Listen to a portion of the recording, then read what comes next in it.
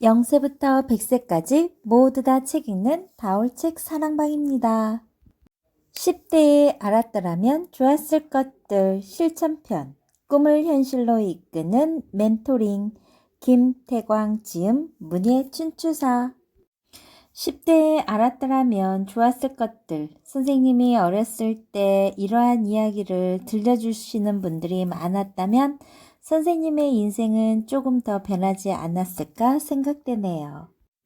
오늘은 지금 여러분은 눈부시게 아름답다 편에서 9번째 꾸준함은 가장 강력한 무기다 들려드릴게요. 일본에서 실시한 조사에서 대학생과 신입사원들이 가장 존경하는 기업인으로 선정되기도 했던 손정의. 그는 2006년 9월 미국 경제지 포브스지가 뽑은 일본 최고의 부자로 선정되었어요. 손정희는 어떤 사람일까요? 그는 일본에서 활동하고 있는 한국계 일본인 기업가이자 현 소프트뱅크 그룹의 회장으로 1957년 일제시대 대구에서 규슈로 건너간 탄광 노동자의 손자로 태어났어요. 한국인이라는 차별 속에서 어린 시절을 보내야 했던 손정희는 한 번은 같은 유치원에 다니던 어린 아이들이 조센진이라고 야유를 퍼부으며 그에게 돌을 던져 머리에서 피를 흘린 적도 있었다고 해요. 그러나 그는 밝고 명랑했으며 학업 성적도 우수한 학생이었어요. 공부면 공부, 운동이면 운동, 꼭 이겨야 직성이 풀리는 근성 있는 학생이었죠. 그는 일본 구르메 대학 부설 고등학교를 중퇴하고 16살 되던 해 미국으로 건너가 캘리포니아의 어느 고등학교에서 유학생활을 시작했어요. 부푼 꿈을 안고 미국 고등학교에 입학한 손정희는 그로부터 얼마 지나지 않아 크게 실망하고 말죠. 교과 과정이 그에게는 너무 쉬웠던 거예요. 오랜 시간을 허비할 필요성을 느끼지 못한 그는 속성으로 고등학교를 마치기로 결심하고 교장을 찾아가요. 1학년 교과서 내용은 이미 배워서 알고 있습니다. 그러니 2학년으로 올려주십시오. 교장은 그의 요청대로 2학년으로 월반시켜 주었어요. 그런데 며칠이 지나지 않아 또 교장실을 찾은 손정희는 2학년 과정 역시 이미 알고 있는 것이니 3학년으로 월반을 시켜달라고 요구했죠. 학교 당국은 손정희가 학교에서 가르치는 내용을 모두 알고 있다고 큰 소리를 치자 당황스러웠고 고민 끝에 대학검정 자격고시를 치르도록 해요. 대학검정 자격고시를 치르는 시험장에서도 손정희는 당돌하게 감독관에게 따졌어요. 이 시험은 영어 실력을 테스트하는 시험이 아니라 학력평가를 위한 시험입니다. 그러니 시험을 보는 동안 사전을 사용할 수 있게 해주십시오. 또 사전을 이용하면서 문제를 풀어야 하니 시간을 연장해 주셔야 합니다. 손정희와 실랑이를 벌이던 감독관은 담당관에게 전화를 걸어 사전을 사용하도록 허락을 받았고 손정희는 한 과목당 2시간에 걸쳐 시험을 치렀어요. 그는 그 시험에 당당히 합격했죠. 3주 만에 미국 고등학교 졸업장을 따는 것이었어요. 대학교에 입학한 손정희는 컴퓨터를 본격적으로 연구하기 시작해요. 그는 컴퓨터 실습실에 들어가서는 하루 종일 컴퓨터에 열중했어요. 컴퓨터 옆에 침낭을 두고 숙식까지 컴퓨터 실습실에서 해결했고 컴퓨터에 자신의 모든 열정을 다 바쳤죠. 그러던 어느 날 컴퓨터를 이용해서 사업 계획을 정리하던 중에 그에게 한 가지 기가 막힌 아이디어 하나가 떠올라요. 그리고 조금의 지체 없이 아이디어를 실현하기 위해서 작업에 착수했는데 그것이 바로 음성 자동인식 번역 기술이었어요. 손정희가 개발한 이 기술은 나중에 샤프전자의 IQ 3000에 접목되어 큰 성공을 거두게 되죠. 그는 자신이 꿈꾸었던 경제학까지 전공한 다음 공부를 마치면 귀국하겠다는 부모와의 약속을 지키기 위해 일본에 귀국했어요. 그리고 1년간 사업 구상을 한 뒤 1981년 현재의 소프트뱅크를 설립했죠. 손정희는 자신이 원하는 일에는 집요한 실행력을 보였어요. 고등학교 진학 때도 그렇고 그는 명문 고등학교에 진학하고 싶었지만 성적이 턱없이 부족했죠. 그래서 학원에 등록하려 하자 학원에서는 성적이 부족하다면서 아예 등록도 시켜주지 않았어요. 학원을 다니고 싶었던 손정희는 급기야 전교에서 1등하는 친구의 어머니를 찾아가서 학원 관계자에게 추천해달라고 부탁드려요.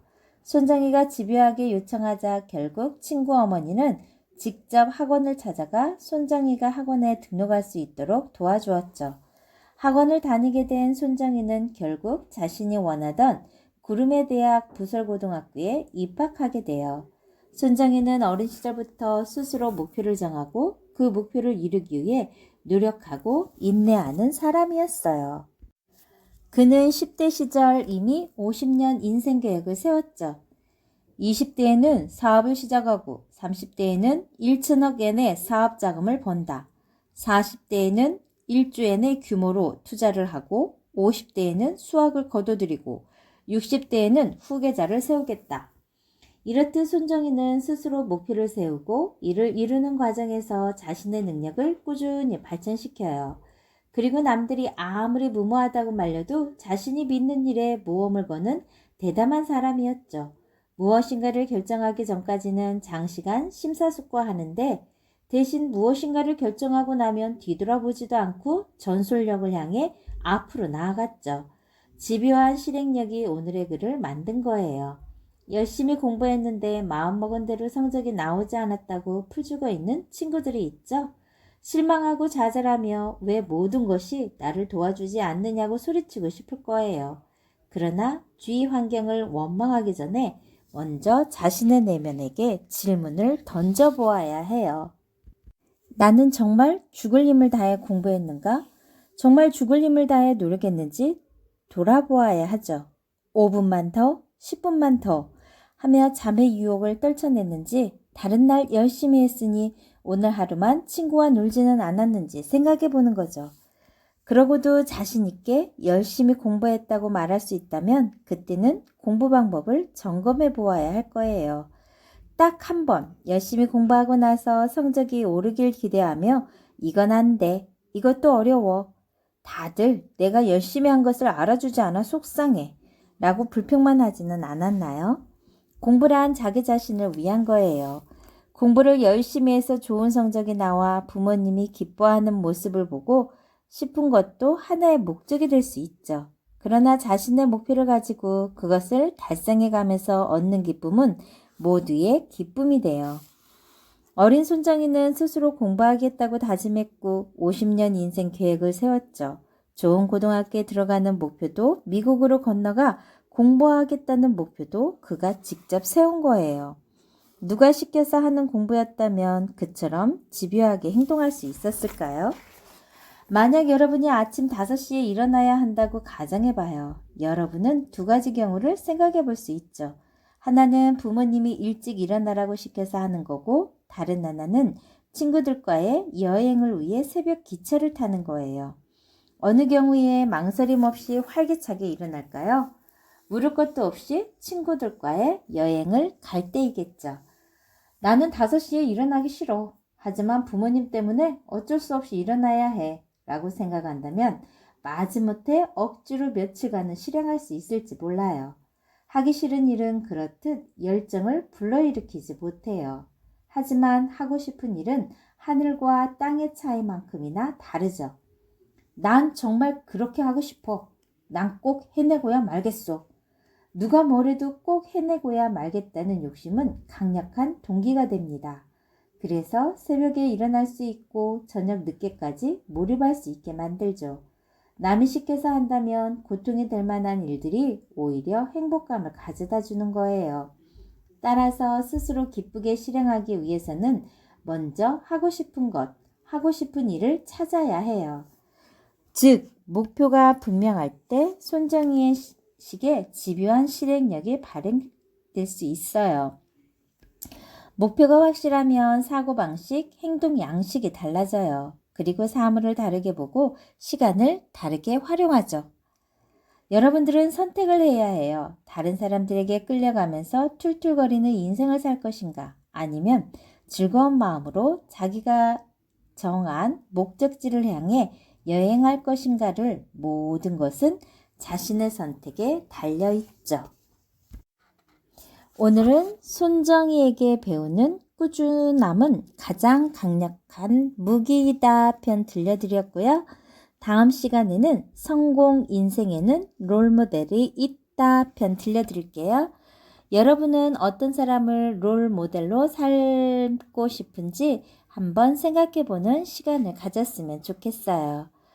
자, 좋아요, 구독 꾹 눌러주시면 계속해서 함께 할 수 있어요. 꿈을 실천할 때 그 빛을 바란다고 하죠. 누구나 꿈꾸지만 누구나 그 꿈을 이룰 수는 없어요. 여러분을 생각하고 여러분의 습관, 행동이 여러분의 미래를 바꾸고 여러분의 운명을 바꿉니다.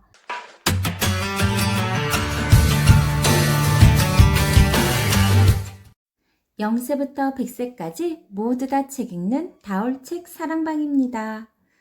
10대에 알았더라면 좋았을 것들. 꿈은 실천할 때 그 빛을 바란다고 해요. 누구나 꿈꾸지만 누구나 그 꿈을 이룰 수는 없어요. 10대에 알았더라면 좋았을 것들 실전편 그동안 읽어드렸었는데요. 여러분들의 10년 후 미래를 그려보세요. 지금 여러분이 꿈꾸고 있는 게 그냥 꿈으로 끝날 것인가? 아니면 그 꿈이 실현된 날을 만날 것인가? 오늘 성공 인생에는 롤 모델이 있다 편 들려드릴게요. 성공 인생에는 롤 모델이 있다. 15살 민기의 꿈은 부자가 되는 거예요. 내 꿈은 그냥 부자가 아니라 빌 게이츠처럼 거부가 되는 거예요. 하고 싶은 것 다 하고 사는 거죠. 그리고 기부도 많이 할 겁니다. 민기는 TV를 보면서도 책을 읽고 공부를 하면서도 음악을 듣고 밥을 먹으면서도 게임을 합니다. 어느 한 가지에 집중하지 않는 태도를 부모님이 꾸짖을 때마다 이렇게 대꾸하곤 하죠. 빌 게이츠는 저보다 더 심했어요. 한 번에 여러 가지를 한다고요. 맞아요. 빌 게이츠는 머리 감는 것을 가장 싫어했죠. 귀찮아서가 아니었어요. 머리를 감을 때는 다른 일을 할 수 없다는 것이 그 이유에서였어요. 그만큼 그는 일 중독자였죠. 민기는 빌 게이츠처럼 되기 위해 그가 했던 행동을 따라하며 꿈을 키우고 있어요. 민기와 동갑인 사촌 우영이도 부자가 되는 것이 꿈이에요. 우영이도 빌 게이츠처럼 부자가 되고 싶은 거야? 아니요. 저는 우영이는 그냥 부자가 되겠다는 생각 말고는 딱히 어떤 일을 하겠다는 목표가 정해져 있지는 않아요. 막연하게 부자가 되면 먹고 싶은 것, 가지고 싶은 것, 가고 싶은 곳을 다 갈 수 있다고 생각하는 거죠. 그 말은 결코 틀리지 않아요. 우리는 누구나 부자가 되고 싶어 하죠. 사람들은 왜 부자를 부러워할까요? 그것은 부자가 되면 원하는 것을 다 할 수 있다고 생각하기 때문이에요. 원하는 만큼의 돈이 있다면 최고급 레스토랑에서 맛있는 음식을 먹을 수 있고 비행기 1등석을 타고 세계 어느 곳이든 원하는 곳에 갈 수 있죠. 누군가는 이렇게 반론을 제기할 수도 있어요. 하지만 돈이 없어도 즐겁게 사는 사람들도 많잖아요. 돈이 많다고 해서 다 만족한 삶을 사는 건 아닌 것 같아요. 맞는 말이에요. 어떤 사람은 돈이 없어도 즐겁게 살고 없는 속에서도 남을 도우며 행복하게 살죠. 반면에 어떤 사람은 돈이 많으면서도 마치 돈의 노예처럼 더 모으기만 하느라 진정한 행복을 누리지 못하는 것도 사실이에요. 즉, 즐거운 가난뱅이도 있고 우울한 부자도 많아요. 하지만 돈이란 현명하게 사용한다면 선택의 여지를 넓혀주죠. 사람이 돈의 노예가 되는 것은 감당할 수 없는 수준을 넘어 생활하기 때문이에요. 부자에 대해 좋지 않는 시선으로 바라보는 것은 그 때문이죠. 그러나 부자가 되기 위해 그들이 어떠한 삶을 살아왔는지 알게 된다면 무조건 좋지 않은 시선을 갖는 것이 얼마나 어리석은 일인지 알게 될 거예요. 부자가 되고 싶다면 왜 부자가 되고 싶은지 확실한 목표를 설정하는 것이 중요해요. 부자뿐만 아니에요. 자신이 되고 싶은 분야, 하고 싶은 일에 대해 확실한 목표의식을 가지고 있어야 해요. 아직 목표를 정하지 못했을 수도 있어요. 그렇다면 목표를 정하는 방법이 있어요. 먼저 닮고 싶은 사람을 찾아보는 거예요. 저 사람이 되었으면 좋겠다. 난 저 사람이 하는 일을 했으면 좋겠는데. 이렇게 닮고 싶은 사람이 분명 있을 거예요. 그런 사람을 찾아 주의 깊게 지켜보세요. 그 사람이 유명인이라면 인터넷을 검색해 최대한 많은 정보를 입수하는 거예요. 그러고도 부족하다면 메일을 보내는 방법도 있어요. 그렇게 하는 것이 부끄럽다는 생각은 버려야 하죠. 가장 필요한 조언을 해줄 것이 분명해요. 항상 멋진 면만 봐서는 안 되고 그 사람이 어떻게 살아왔는지, 즉 그 직업에 관련된 모든 것을 면밀히 살펴볼 수 있어야 해요. 만약 닮고 싶고 따라하고 싶은 사람이 가까운 관계에 있는 사람이라면 직접 만나서 이야기를 나누어 보도록 해요. 상상했던 것과 같은지 확인해 보는 거죠. 그 사람의 이미지에만 의존하지 말고 지금 하고 있는 일이 어떤 일이며 좋은 점들은 무엇이며 그 일에 만족하고 있는지 가능한 한 많은 이야기를 나누어 보아야 해요. 그리고도 그 사람이 사는 방식이 마음에 들어 따라하고 싶다면 그 다음은 젊은 시절 어떻게 공부했고 어떻게 해서 지금의 위치에 설 수 있는지 조사해야 하죠. 일상에 관한 많은 것들을 알아낼수록 구체적인 목표를 세우는데 도움이 돼요. 관심사가 한둘이 아닌데요. 관심사가 여러 개라고 해서 걱정할 필요는 조금도 없어요.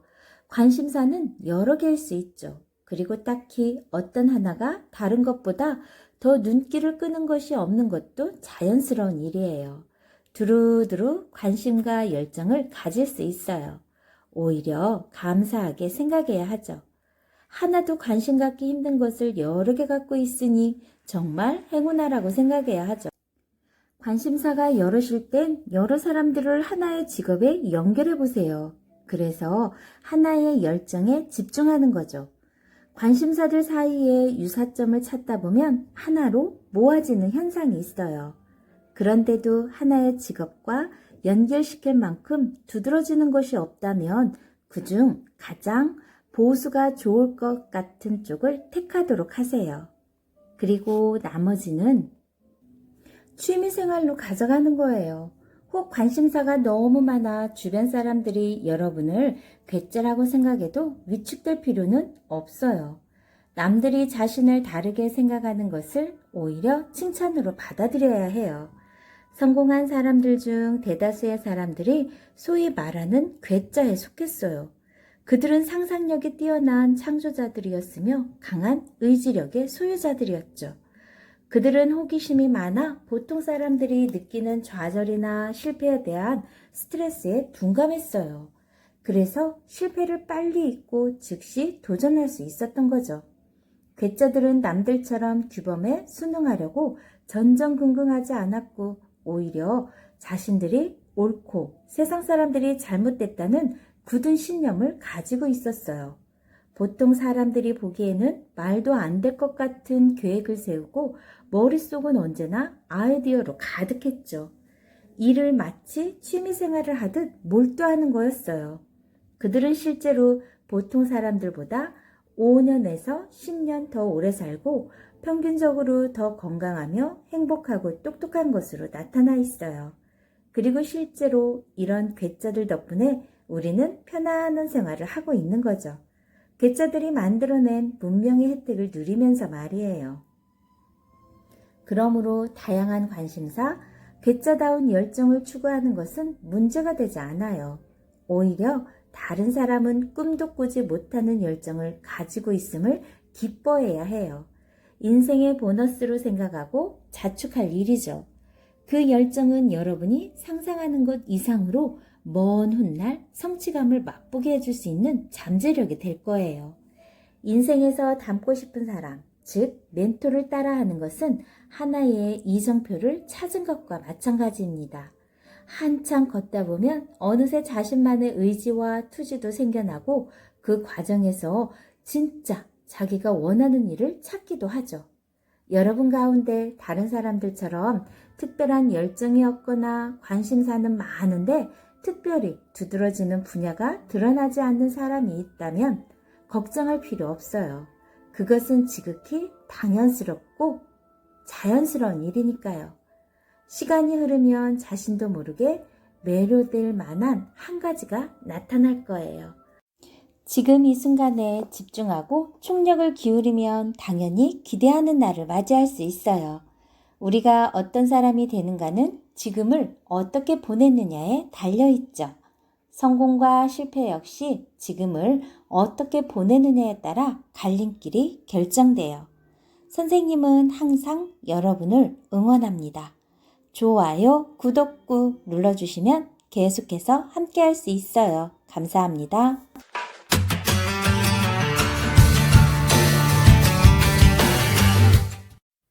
0세부터 100세까지 모두 다 책 읽는 다올책 사랑방입니다. 10대에 알았더라면 좋았을 것들. 반드시 가져야 할 성공 씨앗 10가지 중 오늘은 두 번째, 끈기, 나 자신을 이기는 힘 편 들려드릴게요. 지난 시간엔 버락 오바마 편, 오늘은 손정의에 대해서 들려드리겠습니다. 제일 한국인 3세로 일본 제일의 부자가 된 기업인 손정의. 어린 시절 손정의는 조센진이라는 놀림을 받았고 아버지에게 일본에서는 선생님이 되고 싶다는 자신의 꿈을 이루기 힘들다는 말을 들어야 했어요. 이렇게 힘든 상황에서도 손정의는 환경을 탓하거나 원망하지는 않았죠. 오히려 강한 의지를 가지고 노력을 해서 보란듯이 꿈을 이루어갔어요. 손정희는 어린 시절에 이미 발명품을 만들었고 유니손 월드라는 사업을 일으켰죠. 일본으로 돌아와 소프트웨어 유통사업으로 시작된 손정희의 도전은 인터넷까지 확장되었어요. 그러나 손정희의 도전이 항상 성공했던 것만 아니에요. 그는 위기가 올 때마다 좌절하기보다는 적극적으로 새로운 길을 찾고자 더욱 노력했죠. 손정희는 현재에 만족하지 않고 늘 새로운 미래를 치밀하게 예측해 도전하는 사람이었어요. 지금처럼 일본 제일의 부자가 된 것은 강한 끈기 덕분이라고 할 수 있어요. 그는 마음먹은 일은 어떤 일이 되었건 자신의 목표를 성취해야 직성이 풀리는 사람이었죠. 그런 그의 열정과 끈기는 공부에서 빛을 발했어요. 잠시 그의 홀리네임스 칼리지 시절의 모습을 한번 살펴볼까요? 1975년 9월 손정희는 제대로 한번 공부해보자는 생각으로 홀리네임스 칼리지에 입학했어요. 우선 그는 공부가 잘 되는 환경을 만들기 위해 가구점에서 손잡이가 없는 커다란 문을 한 짝 사서 방에다 놓았죠. 그리고 2개의 철제 캐비넷 위에 문을 눕혀 책상을 만들었어요. 그렇게 급조된 책상에 교과서, 사전, 참고서 등 공부에 필요한 갖가지 물건을 올려놓고 손정희는 세라몬티 고등학교 시절보다 더 치열하게 공부했죠. 식사를 하거나 목욕할 때도 책에서 눈을 떼지 않았고 운전할 때도 강연을 녹음한 테이프를 들었는가 하면 차가 막힐 때는 즉시 책을 펼쳤어요. 때로는 책을 핸들 위에 올려놓고 한 손으로 운전하기도 했죠. 그는 보통 수면 시간에는 3시간에서 5시간으로 그 외의 시간은 공부에만 몰두했대요. 캠퍼스를 다니는 손정희의 모습은 학생들 사이에 화제가 되었고 등에 맨 노란 배낭에는 엄청난 양의 책이 들어있어 불룩했고 바지에는 커다란 주머니에 꿰매어 15자루의 펜을 꽂아 거기에 두었대요. 거기에다가 계산기와 자까지 들어있었다고 해요. 여러분은 어떤가요? 여러분들의 공부 환경은 어떤가요? 손정희와 한번 비교해 보세요. 순정이가 걸음을 옮길 때마다 덜커덕하는 소리가 났어요. 지나가는 학생들은 쟤는 뭐하는 녀석이지? 하는 신기한 눈으로 쳐다보곤 했죠. 한 번은 순정이가 시험 전날 지독한 감기에 걸린 적이 있었대요. 열이 너무 높아 일어나지도 음식을 먹지도 못할 정도였죠. 그런 힘든 상황에서도 그는 아픈 몸을 이끌고 무사히 시험을 치렀어요. 그는 시험을 볼 수 있다는 것만으로도 행복하게 여겼죠. 그날 시험의 점수는 그동안 그가 치른 시험 성적 중에 가장 높았다고 해요. 손정희를 진찰한 의사는 놀란 표정으로 이렇게 말했어요. 감기가 이토록 심한데 어떻게 병원에 오지 않았단 말인가요? 자칫하다가는 위험할 수도 있었어요. 제일교포로 소프트뱅크라는 인터넷 회사를 세워 세계적인 기업으로 키운 손정희. 그가 지금처럼 성공할 수 있었던 건 한 가지 일을 진득하게 하는 끈기 덕분이에요. 그래서 그는 종종 사람들에게 끈기의 중요성에 대해 이렇게 이야기하죠. 사람은 지혜롭기만 해서는 안 됩니다. 우직할 정도로 한 우물을 팔 줄 아는 근성이 없으면 큰 인물이 될 수 없습니다. 맞아요. 아무리 능력이 뛰어나고 똑똑하더라도 끈기가 없으면 성공할 수 없어요. 우리 인생에는 수많은 변수들이 숨어 있죠. 처음에는 잘 되다가도 시간이 지나면서 계획과 어긋나는 일들이 비일비재하죠.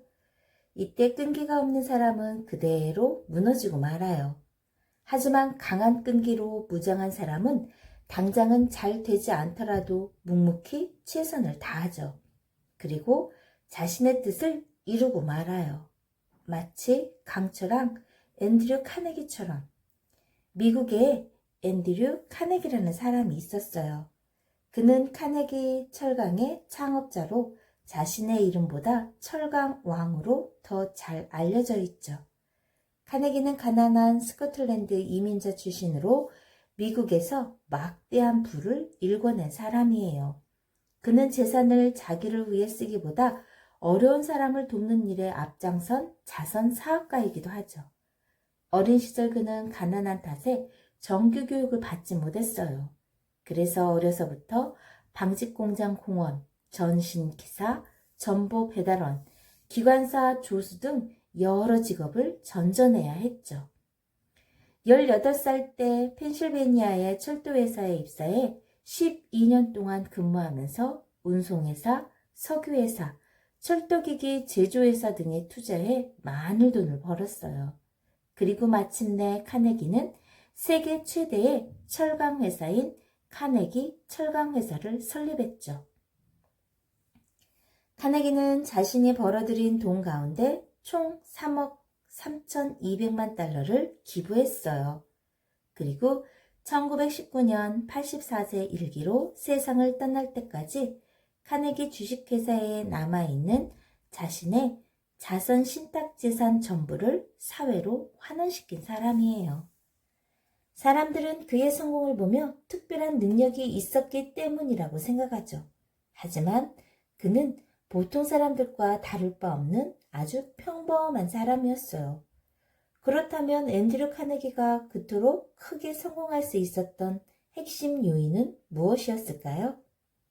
그것은 바로 지칠 줄 모르는 끈기였어요. 그는 온갖 힘을 하면서도 포기할 줄 몰랐죠. 힘든 일을 하면서도 포기할 줄 몰랐다는 거죠. 끈기 있는 새우가 고래를 잡는다라는 말이 있어요. 어떤 일을 하더라도 끈기를 가지고 될 때까지 해보는 습관을 가져보세요.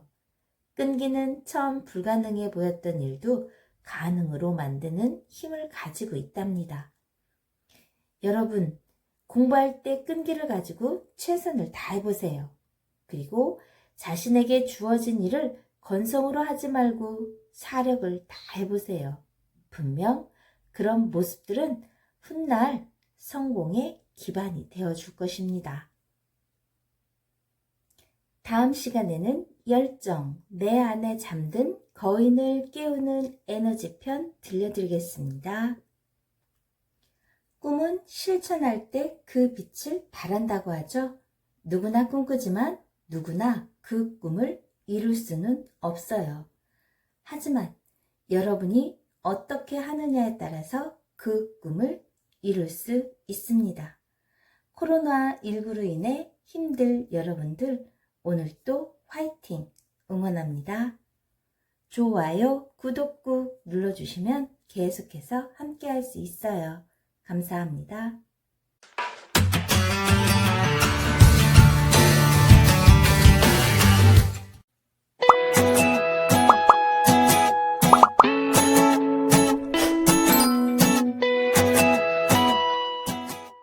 (10대에) 알았더라면 좋았을 것들, 성공을 위한 10가지 방법 중에 4번째, 노력, 더 큰 나를 만드는 힘 들려드릴게요. 그동안 성공한 사람들의 성공 비결을 담은 책을 쓰고 강연을 하면서 많은 사람들을 만날 수 있었어요. 이는 내가 성공한 사람들과 그렇지 않은 사람들의 차이점을 알 수 있는 기회가 되었죠. 전자는 지독한 노력파들이지만 후자는 인생을 대충대충 살고 있었어요. 결국 인생을 대하는 태도가 그들을 성공하는 인생과 평범한 인생으로 구분짓게 했던 거죠. 노력은 더 큰 나를 만드는 힘입니다. 아무리 가진 것 없고 특별한 능력이 없더라도 지금보다 더 잘하기 위해 꾸준히 노력하면 돼요. 분명 자신의 분야에서 최고가 될 수 있어요. 현재 성공한 사람들 중 상당수가 과거에는 누구보다 힘들고 초라한 인생을 살았어요. 하지만 그들은 꿈을 가졌고 그 꿈을 이루기 위해 지독한 노력을 기울였죠. 그 결과 꿈이 이루어졌고 눈부신 인생을 살 수 있게 된 거예요. 2002년 10월 세상을 깜짝 놀라게 한 일이 있었어요. 박사학위 하나 없는 일본의 무명 엔지니어가 노벨 화학상을 수상했던 거예요. 노벨상의 주인공은 다나카 고이치라는 평범한 회사원이었어요. 다나카 고이치는 자신의 수상 소식이 믿어지지 않아 노벨상 선정위원회에 전화해 자신의 수상 여부를 물어보기까지 했죠. 그는 사람들에게 자신의 업적은 우연한 행운이라고 말할 정도로 겸손한 사람이었어요. 그는 교토 시마즈 제작소 생명과학소의 실험연구원으로 일하고 있었죠. 그는 어린 시절부터 실험을 좋아했어요. 그는 연구원으로서 실험을 계속하고 싶은 마음에 남들이 모두 매달리던 승진시험에는 전혀 관심이 없었죠. 동료들은 그런 그를 보며 뒤에서 비아냥거리곤 했어요. 그는 번번이 승진시험에서 떨어져 말단 연구원 신분이었던 거죠. 하지만 무엇보다 실험을 계속할 수 있어서 행복했대요. 그에게 노벨상의 영광을 안겨준 공로자는 따로 있었습니다. 바로 할머니. 제가 노벨상을 수상할 수 있었던 것은 모두 할머니 덕분입니다. 그의 어린 시절은 할머니 혼자서 6식구를 먹여 살려야 할 정도로 무척 가난했어요. 그래서 할머니는 손자들에게 입버릇처럼 전략을 강조했죠. 그래서 그가 청소하면서 쓰레기를 버릴 때 할머니는 그를 이렇게 말했어요. 얘야, 못 쓰는 물건이라도 함부로 버려선 안 된다. 언젠가 꼭 의미 있게 쓰일 때가 있게 마련이지. 지금 당장 쓸모없어도 간직하는 습관을 가져야 한단다. 어느 날 그는 실험실에서 실험 도중 아세톤을 섞어야 하는 금속 나노 입자에 글리세린을 붓는 실수를 하고 말았어요. 하지만 그때 그가 나노 입자와 글리세린 화합물을 버리려 할 때 할머니의 말씀이 떠올랐죠. 비록 실패한 실험이지만 결과를 기록으로 남기자. 그는 실패한 실험일지라도 내일을 위해 그 결과를 기록으로 남기는 것이 좋겠다고 생각했어요. 그래서 화합물을 분석하고 질량을 측정했죠. 그때 놀라운 일이 일어납니다. 자신이 지금까지 얻지 못했던 미세한 화학 분자의 질량값을 얻게 된 거예요. 평범한 회사원이었던 다나카 고이치가 노벨 화학상을 받을 수 있었던 것은 성실함, 즉 노력 때문이었어요.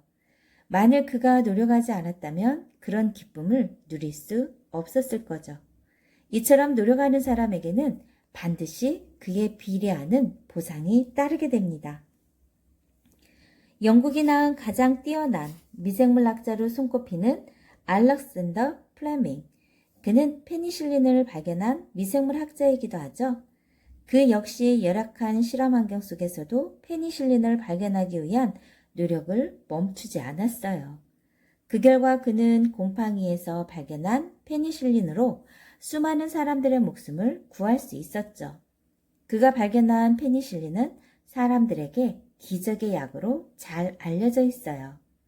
페니실린은 폐렴을 비롯한 세균성 질환을 앓고 있던 수많은 사람들의 생명을 구하고 새로운 희망을 안겨주었어요.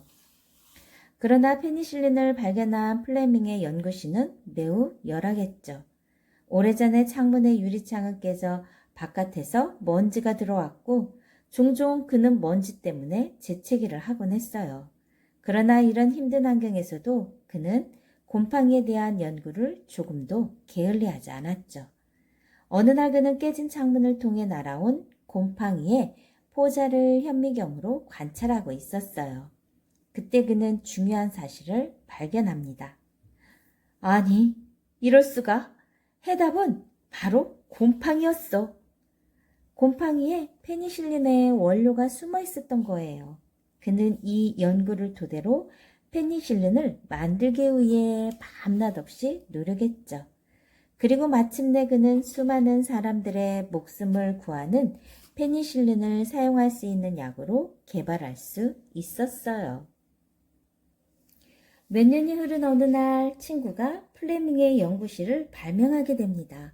친구는 깜짝 놀란 표정을 지으며 말했죠.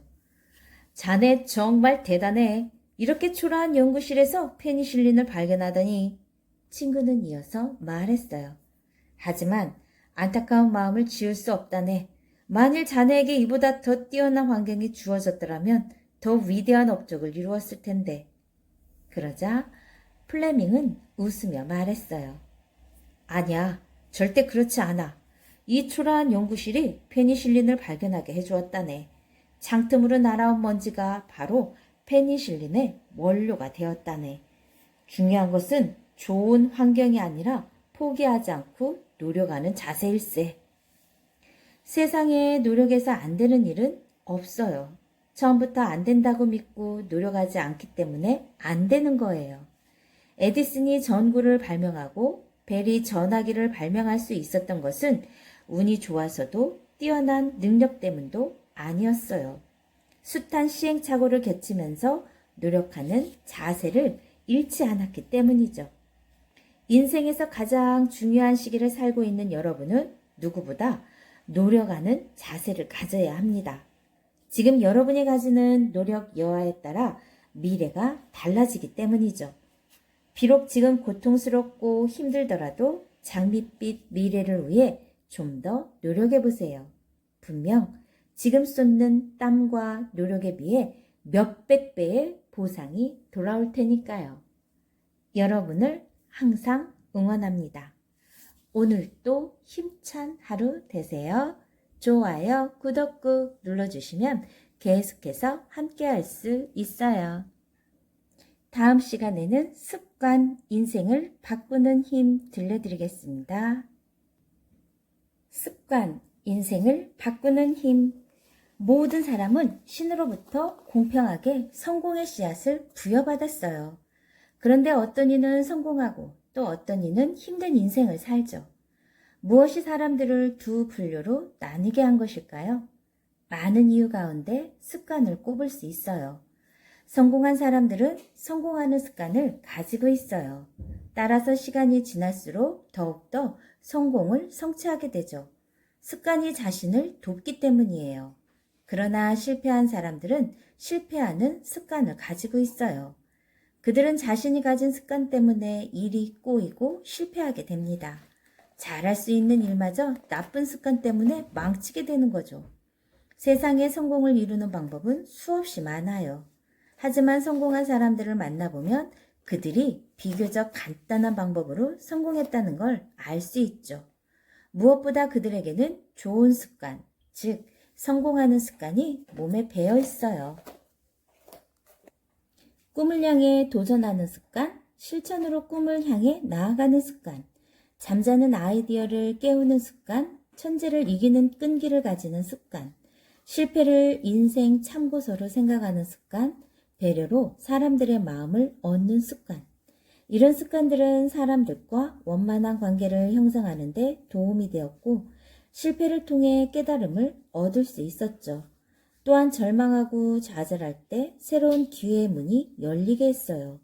성공하는 습관은 결정적인 순간에 기회를 낳는 거위가 되어주었죠. 러시아의 데무노 도스토옙스키도 습관이란 인간으로 하여금 그 어떤 일도 할 수 있게 만들어준다고 말했어요. 맞아요. 좋은 습관을 가진 사람은 어디에서 어떤 일을 하더라도 성공하게 되어 있어요. 진희정은 운명을 바꾸는 작은 습관에서 성공한 이들과 나와의 차이점은 과연 무엇인가? 오랜 고민 끝에 얻게 된 가장 큰 결론은 역시 습관에 있었다. 그것도 사소하다고 생각해 지나치고 말았을지도 모를 습관이 성공을 만드는 가장 큰 원동력 가운데 하나라는 사실이었다고 말한 바 있어요. 그녀는 또 빌 게이츠가 성공할 수 있었던 것은 성공 습관 때문이라고 말합니다. 잠시 그녀의 말을 들어보죠. 아직 성공을 거두기 전 청년 빌 게이츠의 습관 중 하나는 예의가 바르다는 점이었어요. 당시 IBM에서는 개인용 컴퓨터에 사용할 소프트웨어를 찾고 있었는데 이미 다른 유명한 소프트웨어 회사와 접촉한 적이 있었죠. 그러나 IBM의 이사가 방문했을 때 그 소프트웨어 회사 사장은 무례하게 얼굴조차 보이지 않았어요. 이에 마음이 상한 IBM의 이사는 이름도 없는 마이크로소프트를 찾아갔고 그곳에서 정장 차림의 예의 바른 빌 게이츠를 만났죠. 예의 바르게 대하는 작은 습관은 그가 성공할 수 있는 출발점이 되었어요. 그런데 사람들 가운데 예의도 바르지 않은 데다 나쁜 습관들만 가진 사람이 있죠. 이런 사람은 하는 일마다 실패하고 맙니다. 한 남자가 오래된 책을 읽다가 귀한 보석에 관한 글을 발견했어요. 세상에 단 하나뿐인 그 보석은 너무 크지도 작지도 않지만 그 가치는 돈으로 매길 수 없다고 쓰여 있었죠. 책에는 보석을 찾는 방법이 나와 있습니다. 어느 바닷가에 가면 그 보석이 자갈 속에 섞여 있으며 크기와 색깔도 자갈과 비슷하지만 한 가지 차이점이 있다는 거죠. 자갈은 차갑지만 보석은 따뜻합니다. 남자는 바로 짐을 싸서 보석이 있는 바닷가로 떠났어요. 그리고 바닷가에 천막을 치고 앉아 자갈 하나하나를 손에 쥐어봅니다. 남자는 돌이 차가우면 곧장 바다로 던져버렸어요. 그렇게 하루, 일주일, 한 달, 1년이 흘렀습니다. 이제 그는 바닷가에 앉아서 자갈을 만져보고 던지기를 습관처럼 되풀이하고 있었어요. 그러나 여전히 뜨겁게 느껴지는 돌은 없었어요. 다시 1년이 흘러갔죠. 이제 그는 신경질적으로 돌을 바다에 던지고 있었어요. 그러던 어느 날 아침 남자는 돌 하나를 쥐고 아, 따뜻하구나 라고 외쳤어요. 그러나 남자는 습관적으로 그 돌을 바다에 던지고 말았어요. 그는 무심코 던지는 습관 때문에 힘들게 찾은 보석을 바다에 던져버린 거죠. 항상 좋은 습관을 가지도록 노력해야 합니다. 좋은 습관은 나쁜 습관에 비해 귀찮고 힘들게 여겨집니다. 하지만 그렇더라도 좋은 습관에 익숙해져야 합니다. 성공하는 인생으로 이끌어주는 것은 나쁜 습관이 아니라 좋은 습관이기 때문입니다. 처음부터 좋은 습관을 가지면 노력하세요. 그러면 나중에 나쁜 습관을 고치기 위해 고생하는 일도 없죠. 오래된 습관은 여간해서 고치기가 쉽지 않거든요. 어떤 스승이 제자를 가르치기 위해 세 구리의 나무를 보여주며 한번 뽑아보라고 말했어요. 첫 번째 나무는 심은 지 얼마 되지 않은 나무인지라 손쉽게 뽑을 수 있었죠. 두 번째 나무는 1년 된 나무였는데 제자는 뽑기만 하였지만 온몸에 힘이 다 빠진 만큼 어렵게 나무를 뽑았습니다. 그런데 문제는 세 번째 문제였습니다. 세 번째 나무는 이미 심은 지 오래되었기 때문에 뿌리가 깊어 아무리 애를 쓰고 힘을 들여도 도저히 뽑을 수가 없었던 거죠. 한참 동안 애를 쓰던 제자가 스승을 향해 말했습니다. 선생님, 이 나무는 심어진 지 오래돼서 도저히 제 힘으로는 뽑을 수가 없습니다. 그 모습을 지켜보던 스승이 제자에게 다음과 같이 말했어요. 사람의 습관이라는 것도 이와 같은 것이다. 선이든 악이든 습관이 되고 그 습관이 오래되면 그만큼 뽑기가 어려운 법이지. 좋은 습관보다 나쁜 습관이 더 많은 사람에게 희소식이 있어요. 영국 런던 대학교의 제인 워들 교수의 말을 들어보죠. 개인 차이가 있기는 하지만 66일 동안 매일 같은 행동을 반복하면 그 뒤에는 이런 상황이 주어지면 자동적으로 반응으로 행동하게 됩니다. 귀찮고 힘들어도 미래를 위해 습관을 개선해 보세요. 행동이 변하면 습관이 바뀌고 습관이 변하면 인격이 바뀌고 인격이 바뀌면 운명이 바뀐다라는 말이 있습니다. 맞아요. 여러분의 미래는 지금 가진 습관에 의해 좌우됩니다.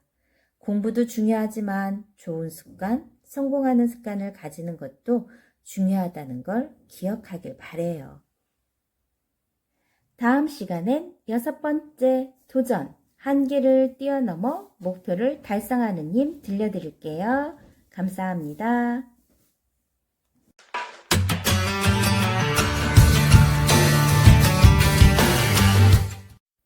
0세부터 100세까지 모두 다 책 읽는 다울책 사랑방입니다. 10대에 알았다라면 좋았을 것들, 꿈을 현실로 이끄는 멘토링, 김태광, 지음, 문해춘추사 출판사. 그동안 여러분에게 10대에 알았다라면 좋았을 것들 꾸준히 읽어드렸는데요. 반드시 성공하기 위해 가져야 할 10가지 성공 씨앗 중 선생님이 지난 시간에 꿈과 목표는 성공으로 이끄는 인생의 지도, 끈기는 나 자신을 이기는 힘이라고 했죠. 오늘은 성공 씨앗 10가지 중에 세 번째, 열정, 내 안에 잠든 거인을 깨우는 에너지에 대해서 들려드릴게요. 세상에는 자신의 분야에서 최고가 된 사람들이 있어요. 비틀즈, 베이브 루스, 존 크리시, 에디슨, 루즈벨트, 김연아, 최경주, 강수진 등 이들에게는 한 가지 공통점이 있죠. 바로 자신의 일에 열정을 가지고 있다는 거예요. 그들 가운데 베이브 루스와 강수진을 한번 보죠. 베이브 루스가 홈런왕이 되기까지 어떤 노력을 기울였는지 보여주는 일화가 있어요. 그는 날아오는 야구공의 실밥까지 뚜렷이 보며 공을 칠 수 있었다고 해요. 가만히 있는 공도 아니고 날아오는 공의 실밥을 볼 수 있었던 건 남다른 시력을 가졌기 때문이 아니에요. 팀 동료들 사이에 지독한 연습벌레로 알려진 베이브 루스. 그가 며칠 동안 연습에 빠진 일이 있었어요. 동료들은 혹시 그가 아픈 것이 아닌가 걱정이 되어 그를 찾아갔죠. 그런데 방 안에서는 음악이 흘러나오고 있었어요. 그는 음악에 흠뻑 빠져 친구들이 들어온 것도 모른 채 마치 홈런을 치기 전의 자세로 온 신경을 집중하고 레코드판을 노려보고 있었대요. 놀라서 한참이나 숨을 죽이고 그 모습을 바라보던 동료들이 그의 이름을 몇 번이나 부르고 나서야 그는 동료들을 알아보고 반기는 것이었죠. 동료들이 걱정스럽게 물었어요. 베이브, 지금 연습에 빠지고 한가하게 음악이나 듣고 있을 때인가? 도대체 지금 뭐 하는 거야? 베이브가 멋쩍게 웃으며 말했어요. 실은 지금 홈런 치는 연습을 하고 있었어. 공을 제대로 치기 위해서는 날아오는 공을 정확히 볼 수 있어야 하거든. 그래서 돌아가는 레코드판의 바늘끝을 공이라 생각하고 따라가고 있었지. 처음에는 회전이 빨라 바늘 끝을 놓치기 일쑤였고 어지러워 속이 울렁거리기도 했지만 어느 순간부터 음반의 회전이 느려지고 바늘 끝을 놓치게 되지 않게 되었어. 위의 일화를 통해 베이브 루스의 야구를 향한 열정을 느낄 수 있죠. 발레리나 강수진도 지금처럼 세계적인 발레리나가 될 수 있었던 힘은 바로 뜨거운 열정이었어요. 강수진은 지독한 연습벌레로 알려져 있죠. 그녀가 한 시즌당 쉬는 토슈즈가 무려 250켤레에 달한다고 해요. 남들이 2, 3주 씻는 토슈즈를 하루에 4켤레나 갈아 신은 적도 있었대요. 보통 하루에 19시간씩 연습을 함으로써 꾸준히 실력을 쌓았던 거죠. 강수진은 언젠가 이렇게 말한 바 있어요. 20여 년 발레를 했지만 지금도 공연이 끝나면 제대로 걸을 수 없을 정도로 발에 통증이 와요. 그런데 발레는 참 희한한 마술이에요. 토슈즈 신고 무대에 서면 통증을 못 느끼는데 끝나면 발이 아파요. 연습할 때도 통증을 느껴요. 공연할 때는 몰입이 되기 때문에 아픈 것도 잊어버려요. 국어사전을 보면 열정은 어떤 일에 열렬한 애정을 가지고 열중하는 마음이라고 설명되어 있어요. 그 일이 재미있고 즐거워서 시간 가는 줄 모르고 하게 하는 힘이 바로 열정이죠. 따라서 일에 열정을 가지게 되면 시간이 지남에 따라 자연히 더욱 잘하게 됩니다. 그래서 자신의 분야에서 최고가 되거나 일에서 달인이 된 사람들은 지금 하는 일에 열정을 가지고 있어요. 사람들 가운데 마지못해 일을 하는 사람들이 있죠. 이러한 사람들은 아무리 시간이 흘러도 성공할 수 없다고 합니다. 오히려 시간이 지날수록 자신의 입지가 위태로워져요. 열정이 없는 사람은 일을 더 잘하기 위해 노력하지 않기 때문에 노력하는 누군가에 의해 도태되기 때문이죠. 공부든 일이든 열정을 가지고 해야 합니다. 그래야 대충대충 살지 않죠. 비록 귀찮고 몸이 힘들더라도 열정이 있기 때문에 남들보다 더 잘하고 싶어져요. 그 결과 자신의 부족한 부분을 보완하고 강점을 더욱 강화하게 되죠. 이것이 바로 성공하는 사람들의 성공 비결입니다. 미국 프로농구 멤피스 그리즈 글리스에서 농구 선수로 활약하고 있는 길버트 아레나스. 그는 무명 시절부터 수많은 경기를 통해 상대팀 선수들의 장점을 배우려고 노력했어요. 그 결과 NBA 정상급 선수로 자리매김할 수 있었죠. 193cm의 아레나스는 농구를 좋아했지만 오랜 시간 동안 주목받지 못했어요. 하지만 그는 애리조나 대학에서 다닐 당시 자신의 경기를 일일이 녹화해 장점과 단점을 분석했죠. 그런 과정을 통해 자신의 약점을 보완하고 강점을 더욱 강화시켜 나갈 수 있었어요. 그러나 아레나스는 NBA팀 입단 첫 1년 동안 대부분의 시간을 벤치를 지켜봐야 했어요. 당시 그의 등번호는 0번이었는데 사람들은 그를 보며 0번의 저주를 받았다며 비웃기까지 했죠. 아레나스는 사람들의 비웃음에 마음속으로 반드시 벤치 신세를 면하겠다고 다짐했어요. 하지만 시간이 갈수록 사람들의 질책은 그를 힘들게 했고 예민해진 그는 동료들과 어울리지 못했죠. 그런 그를 보며 사람들은 아레나스가 얼마 지나지 않아 NBA를 떠날 것이라고 생각했어요. 아레나스는 왕따야. 얼마 안 있어 포기하고 말걸? 아마 그럴 것 같아.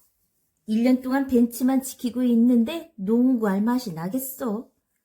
하지만 아레나스는 끝까지 농구를 포기하지 않았어요. 오히려 농구를 향한 열정이 더욱 뜨거워졌죠. 사람들이 보지 않은 곳에서 점프와 슛 연습을 하는 등 쉬지 않고 기량을 갈고 닦았어요.